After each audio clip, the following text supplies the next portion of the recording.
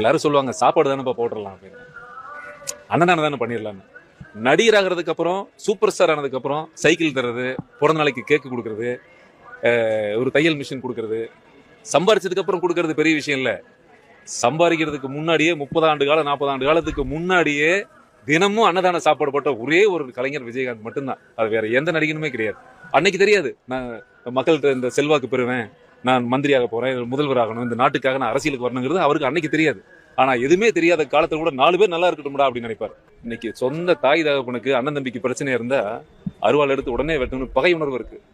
ஆனா மனசுக்குள்ள என்னை எதிர்த்து பேசினவங்க கூட நல்லா இருக்கணும், என்ன திட்டி அவங்களுக்கு அதுல ஒரு காசு கிடைக்குது, என்ன திட்டி அதுல ஒரு வருமானம் வருதுன்னா ஒரு நண்பனா நான் கூட புரிஞ்சுக்கலன்னா வேற யார் புரிஞ்சுப்பாங்கன்னு சொன்னாரு பாருங்க. கிரேட் இல்ல? இது ஒரு பாடம், எனக்கு ஒரு பாடம், இந்த இளைய தலைமுறைக்கு ஒரு பாடம். நல்ல மனிதர்களை நம்ம படிக்கணும். இந்த கேடு கெட்ட உலகத்துல நல்ல மனிதர்கள்